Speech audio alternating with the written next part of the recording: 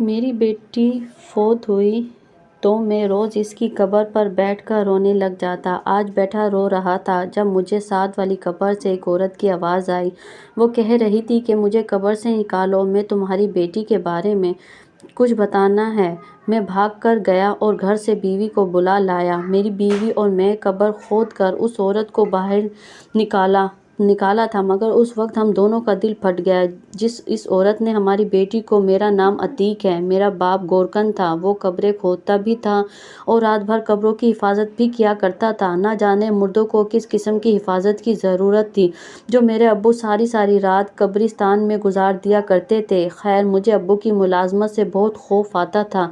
کتنا عجیب لگتا ہے کہ ہزاروں مردوں کے درمیان چیختا جاگتا شخص گھوم پھر رہا ہو۔ میں نے محسوس کیا تھا کہ میرے ابو عام انسان نہیں ہیں۔ وہ اس ملازمت کے باعث بہت زیادہ چپ چاپ سے ہو گئے تھے، ہر وقت گھبرائے سے رہتے تھے، اچانک بیٹھے بیٹھے کھڑے ہو جاتے تھے۔ امی پوچھتی تھی کہ کیا ہوا بشیر، تو ابو کہتے مجھے قبرستان صدائے دے رہا ہے کہ میرے صحن میں ایک اور قبر بنا لو، کوئی مجھ میں سمانے والا ہے۔ امی ابو کی باتوں سے ڈر جایا کرتی تھی۔ وہ کہتی بشیر، پورے گاؤں میں سکون ہے، کسی کے گھر کوئی فوتگی نہیں ہوئی تو بیٹھ کر کھانا کھا۔ ابو جانے کی ضد کرتے تو من میں دامن پکڑ لیتے اور ان کو نہ جانے دیتا۔ ابھی 10 منٹ بھی نہ گزرے ہوتے کہ ہمارے گھر کے دروازے پر دستک ہونے لگتی۔ اب وہ جلدی سے کھڑے ہو جاتے اور کہتے دیکھو، میں کہتا تھا بلاوا آ رہا ہے۔ امی پھر بھی ابو کی بات جھٹلا دیا کرتی تھی اور کہتی تھی بشیر، تو قبرستان جانے کے بہانے ڈھونڈتا ہے، مجھے دیکھنے دے کہ دروازے پر کون ہے۔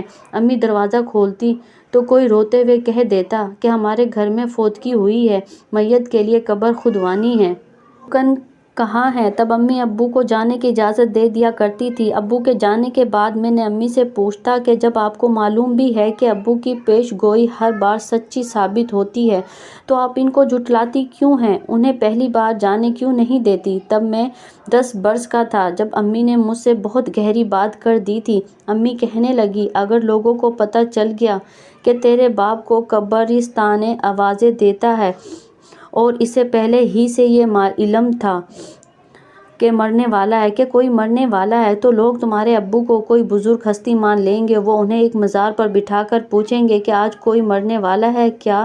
اور جب تیرے ابو کہہ دیں گے کہ ہاں، تو آج قبرستان سے آوازیں آ رہی ہیں، تو سوچو پورے گاؤں میں کیسا خوف پھیل جائے گا۔ لوگ ڈر کر اپنے کمروں میں دبک کر بیٹھ جایا کریں گے، ہر کسی کے دل پر قیامت گزرے گی، کاروباری زندگی متاثر ہو کر رہ جائے گا۔ میرے بچے، تبھی تو اللہ نے ہر چیز کو پردے میں رکھا ہے، اور اس چیز کا پردہ ہٹانے کا حق بھی صرف اللہ کو ہے۔ اللہ اپنے خاص بندوں کو اس چیز کا علم تو دے دیتا ہے، مگر وہ نہیں چاہتا کہ یہ جو راز بہت خاص ہے وہ سب پر آشکار ہو سکے۔ میں نے امی کی بات اپنے دل میں محفوظ کر لی تھی۔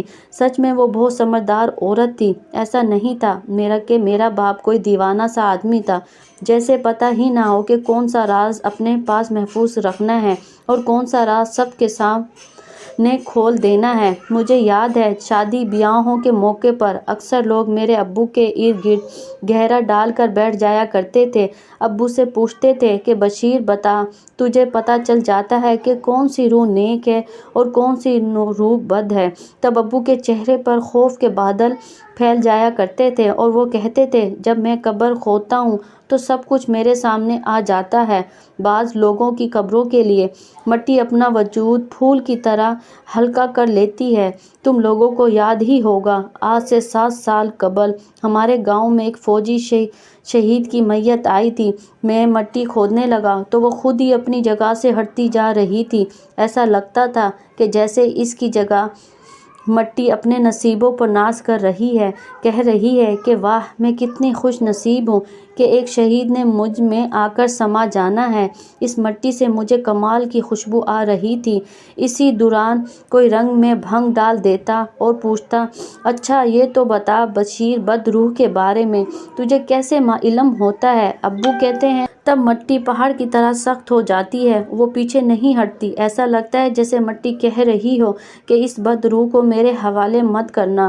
ابو کی آنکھوں میں آنسو آ جایا کرتے تھے۔ ابو کہتے اکثر تو ایسا ہوتا ہے کہ شدید سردی کے موسم میں بھی مجھے کے اندر سے آگ جیسی تپش محسوس ہونے لگتی ہے، میرا وجود جلنے لگتا ہے، میں پسینے سے شرابور ہو جاتا ہوں۔ اسی وقت سب کے رونگٹے کھڑے ہو جایا کرتے تھے، سب لوگ اپنے اپنے گناہوں کی معافی مانگنے لگتے تھے، ہر کسی کے لبوں پر استغفار کا ورد ہونے لگتا تھا۔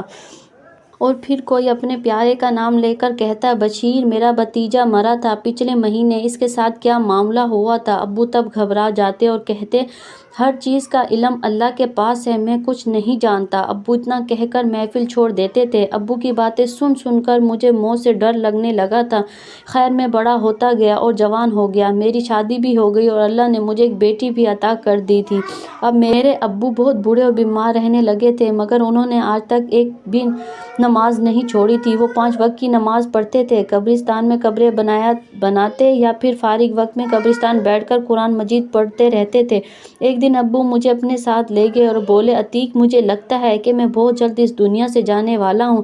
میں ابو کی بات سن کر ان سے لپٹ گیا تھا، ایک خوف میرے وجود میں اٹھنے لگا تھا کہ ایسا ہو سکتا ہے کہ میرا باپ مجھے چھوڑ کر چلا جائے۔ ابو کہنے لگے، بیٹا جذباتی مت ہو اور میری بات کو بڑے دھیان سے سنو، میرا جی چاہتا ہے کہ میرے بعد ہمارے قبرستان کا گورکن تم بن جاؤ، جیسے تیرے باپ نے ساری زندگی اپنے الفاظوں سے لوگوں کو گناہ کے عذاب سے ڈرایا ہے، تم بھی ایسا ہی کرنا، تم بھی اپنے الفاظ سے لوگوں کو تبلیغ کرنا، مگر کبھی کسی کا راز فاش نہ کرنا، یہاں بیٹھ کر قرآن مجید پڑھتے رہنا اور ان سب لوگوں کے لیے مغفرت کی دعا کرتے رہنا۔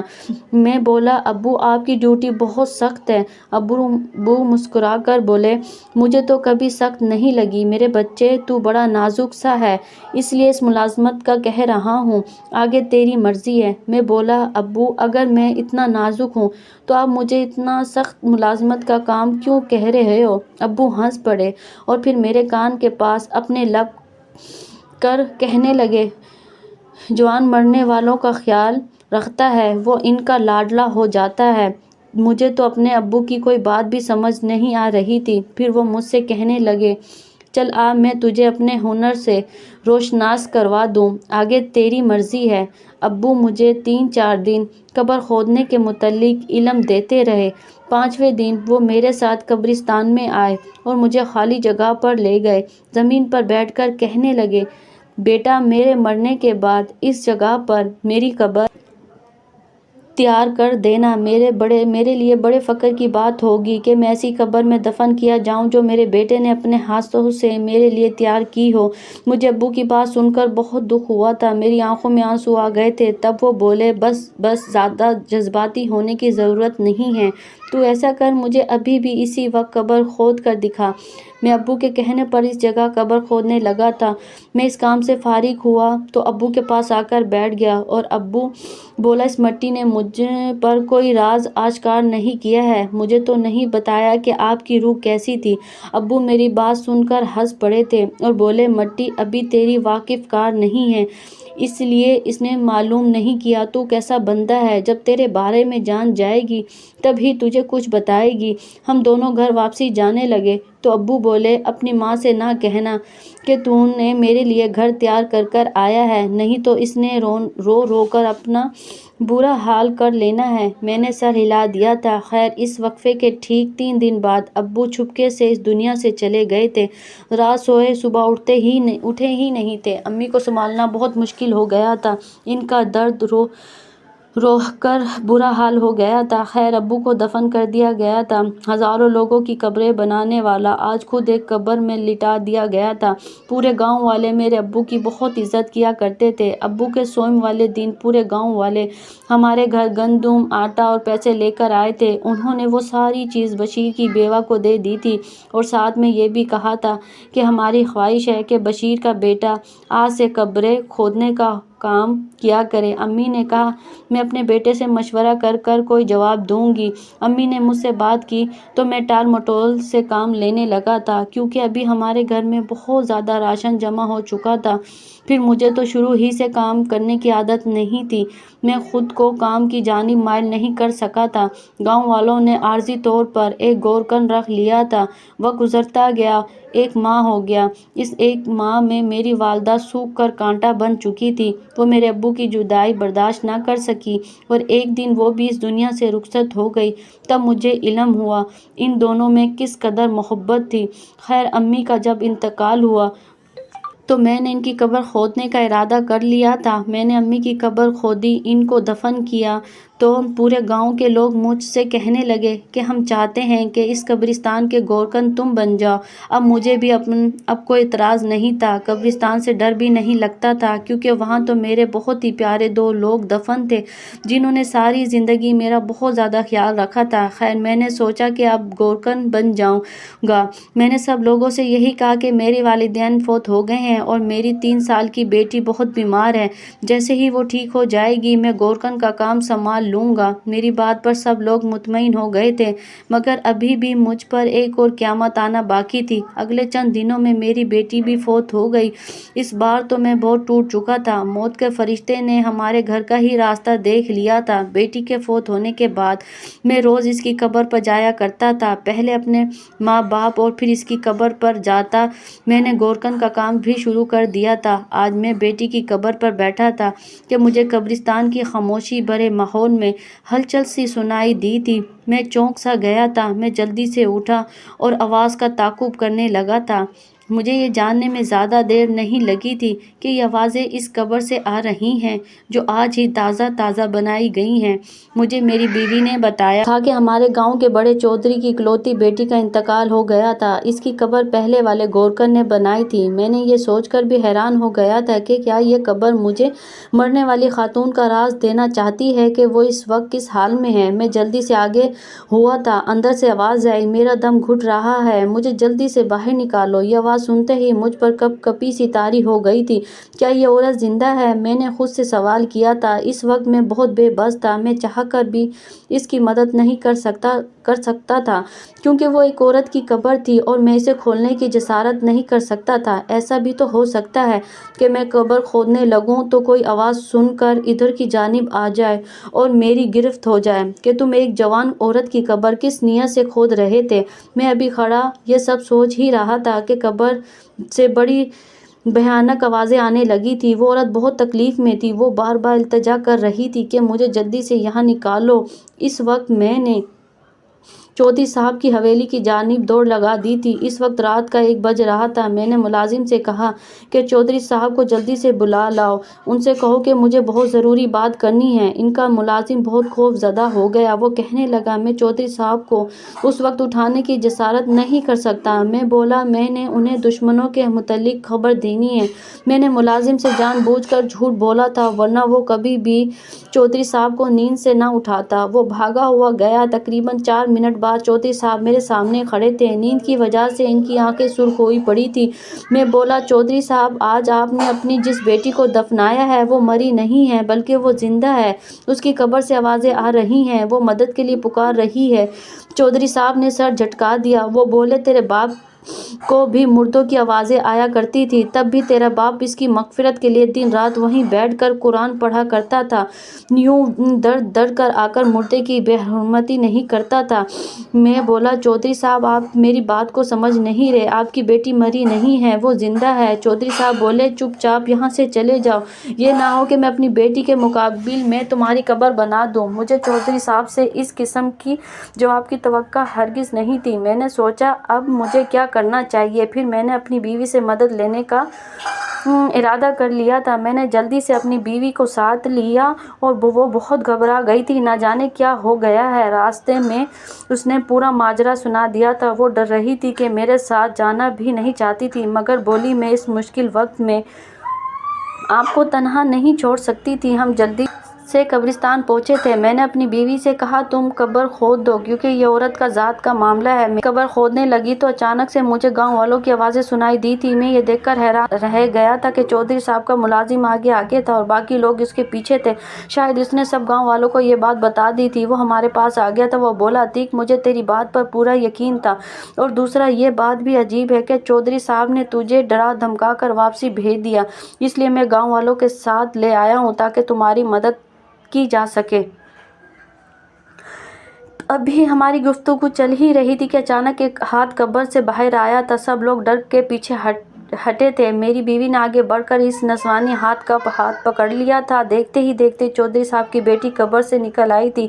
اللہ اکبر کی صداؤں سے پورا قبرستان گونج اٹھا تھا۔ لوگ سمجھ رہے تھے کہ شاید کوئی معجزہ ہو گیا ہے، جبکہ میں جانتا تھا کہ دال میں ضرور کچھ کالا ہے۔ تبھی اس لڑکی کا ماموں میرے پاس آ کر کہنے لگا، عتیق میں تیرا شکر گزار ہوں کہ تیری وجہ سے میری بھانجی کی جان بچ گئی۔ پھر وہ کہنے لگی، بیٹی آج ان گاؤں والوں سے سب کچھ مت چھپانا، انہیں ہر بات سے آگاہ کر دو۔ انہیں بھی معلوم ہو جائے کہ یہ لوگ جس شخص کو اپنا بڑا بنا کر اس کے فیصلے آنکھیں بند کر کر قبول کرتے آئے ہیں وہ کیسا انسان ہے۔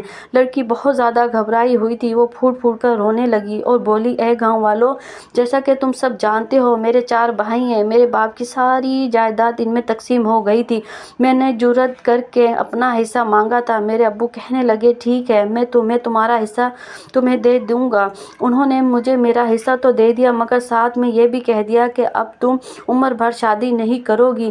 مگر میں اپنے ماموں کی بیٹی کو پسند کرتی تھی، اس سے شادی کرنا چاہتی تھی۔ ماموں نے اپنے بیٹے کے لیے میرا رشتہ مانگا تھا، لیکن ابو نے انکار کر دیا۔ امی نے ضد کر کے ابو سے اس رشتے کو منوا لیا تھا۔ امی نے ابو سے کہا تھا کہ چودھری صاحب، میں نے آج تک آپ کے ہر حکم کو آنکھیں بند کر کے مانا ہے۔ اگر آپ میری بیٹی کی خوشیاں قربان کرنے کا سوچو تو میں یہ گھر چھوڑ کر چلی جاؤں گی۔ ابو حیران رہ گئے تھے کہ میری ڈری سہمی ہوئی بیوی میں اس قدر ہمت کیسے آ گئی۔ یہ سوال میں نے بھی ان سے پوچھا تھا تو وہ کہنے لگی کہ میں اس زمینوں کے پیچھے اپنی بیٹی کی خوشیوں کو قربان نہیں ہونے دوں گی۔ امی نے مجھے بتایا کہ میرے ابو کی ایک بہن تھی، اس کی شادی بھی اسی وجہ سے نہیں کی گئی تھی کہ جائیداد کا بٹوارا نہ کرنا پڑ جائے، اور پھر میری بیچاری پھپھو پاگل ہو گئی تھی اور انہوں نے خودکشی کر لی تھی۔ اسی خوف کی وجہ سے میری امی میری خاطر ڈٹ گئی تھی۔ ابو نے بھی میری شادی کی حامی بھر لی تھی۔ اگلے ماہ میری شادی تھی۔ کل رات ابو میرے پاس آئے تھے اور ان کے ہاتھ میں چائے کے 2 کپ تھے۔ وہ کہنے لگے، بیٹی یہ چائے پی لو اور مجھ سے باتیں کرو۔ ابو اپنے بچپن کی باتیں سنا رہے تھے۔ جب میں نے چائے پی لی تو وہ کہنے لگے، بیٹی اب تم میں سے اگلے جاں ہی ملاقات ہوگی، کیونکہ تمہاری چائے میں زہر تھا۔ شاید تم یہ بھول گئی تھی کہ ہم چودھری لوگ اپنی جان تو دے سکتے ہیں پر اپنی زمین کسی کو نہیں دیتے۔ یہ کیسے ہو سکتا ہے کہ میرے بیٹوں کے حصے کی زمین پر تمہارے ماموں کا بیٹا راج کرے؟ یہ میں کبھی نہیں ہونے دے سکتا۔ اتنا کہہ کر ابو میرے کمرے سے نکل گئے تھے۔ جب کچھ دیر بعد میں زمین پر گر گئی تھی، جب میں نیند سے بیدار ہوئی تو خود کو اس جگہ پر پایا تھا۔ میرا دم گھٹنے لگا تھا۔ تب مجھے یاد آیا کہ میرے ابو تو مجھ سے کہہ کر گئے تھے کہ تم مرنے والی ہو۔ پھر مجھے یہ خیال آیا کہ شاید میں قبر میں لیٹی ہوں۔ میں تنہا عورت قبرستان میں لیٹی ہوئی تھی۔ میرا کوئی یار و مددگار نہیں تھا۔ اس وقت میں نے اللہ پر بھروسہ کر کر اپنی مدد کے لیے پکارنا شروع کر دیا، اور دیکھو تم سب گاؤں والے میری مدد کی خاطر بھیج دیے گئے ہو۔ تب میری امی نے ماموں کو بتایا کہ انہوں نے ابو کو زہر لاتے ہوئے دیکھ لیا تھا۔ وہ نہیں جانتی تھی کہ ابو کا شکار کون بننے والا ہے، اس لیے انہوں نے زہر کی جگہ نیند کی گولیاں چائے میں ملا دی تھی۔ تو مجھے اللہ نے بچایا ہے تاکہ میں تم لوگوں کے سامنے اپنے باپ کا چہرہ لا سکوں۔ اور اس نے ساری بات بتائی تو گاؤں کے لوگ حیران رہ گئے تھے۔ ایک باپ جو اپنے فائدے کے لیے اپنی سکی اولاد کو موت کے گھاٹ اتار سکتا ہے تو وہ نہ جانے ہم گاؤں والوں کے ساتھ کیا کرتا ہے۔ اور ہم اپنی سادگی میں اپنی گھروں کے فیصلے چودھری صاحب سے کروانے چلے جاتے تھے۔ چودھری صاحب کی بیٹی کو اور ان کی بیوی کو ماموں اپنے ساتھ لے گئے تھے۔ پھر ہمیں یہ پتہ چلا کہ چودھری صاحب کی اہلیہ نے خلا کا مقدمہ درج کروا دیا تھا۔ چودھری صاحب اپنی بے عزتی کی وجہ سے گھر سے باہر نہیں نکل رہے تھے۔ اسی صدمے میں وہ اپنی جان لے بیٹھے تھے۔ انہوں نے اسی زہر سے اپنا خاتمہ کر لیا تھا جو اپنی بیٹی کے لیے لے کر آئے تھے۔ ساری زمینیں اور جائیداد یہیں رہ گئی اور چودھری صاحب خالی ہاتھ خود اس دنیا سے رخصت ہو گئے تھے۔ اس کے بعد یہ واقعہ سب کے لیے ایک نصیحت بن کر رہ گیا تھا۔ اس بات کو کئی سال گزر گئے اور میں آج بھی اپنے باپ کی جگہ اس قبرستان میں گورکن کی ڈیوٹی دے رہا ہوں۔ اگر میری بات اچھے لگے